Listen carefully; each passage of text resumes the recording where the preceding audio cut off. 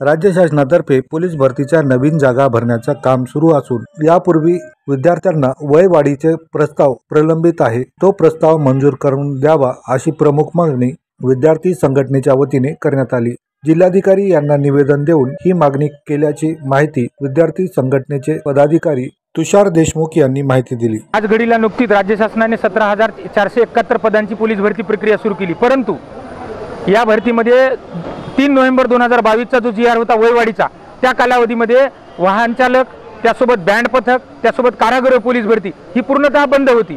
त्यामुळे त्या वयवाढीच्या जी आरचा कुठलाही फायदा मुलांना झाला नाही। त्या जी आरला मुदतवाढ देऊन 31 मार्च 2024 पर्यंत संधी देण्यात यावी, म्हणजे जेणेकरून महाराष्ट्र राज्यातील 1 लाख मुलांना या भरती प्रक्रियेत समाविष्ट होता येईल। दुसरी बाब, नुकतेच मराठा आरक्षण घोषित केले, परंतु उमेदवारांनी एकीकडे पोलीस भरतीची तयारी करायची का जात प्रमाणपत्र काढायचे, अशामुळे पूर्वी काढलेल्या प्रमाणपत्रांना या भरतीमध्ये वैधता देण्यात यावी व जात प्रमाणपत्र सादर करण्यास अजून खूप दिवस कालावधी मुदतवाढ देण्यात यावी।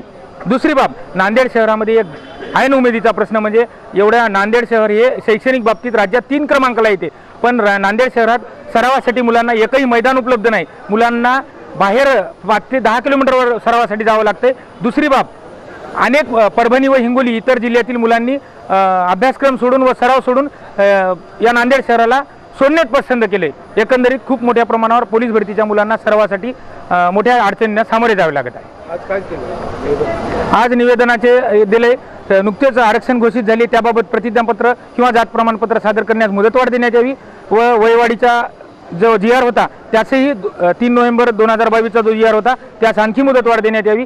व दुसरी बाब, अजून सर्व महत्त्वपूर्ण म्हणजे 2019चे जे जात प्रमाणपत्र होते ते या भरतीत ग्राह्य धरण्यात यावे।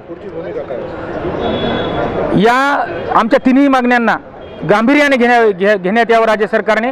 आचारसंहितापूर्व कालावधीत आम्हाला राज्य सरकारकडून परिणामी गृहमंत्र्याकडून सकारात्मक निर्णय अपेक्षित आहे, अन्यथा 17,000 त्याचे कुटुंब व आमचे नातेवाईक अशा मिळून येत्या काळात राज्य सरकारच्या विरोधात लाखो मतदान रूपी हा आक्रोश पाहायला मिळेल।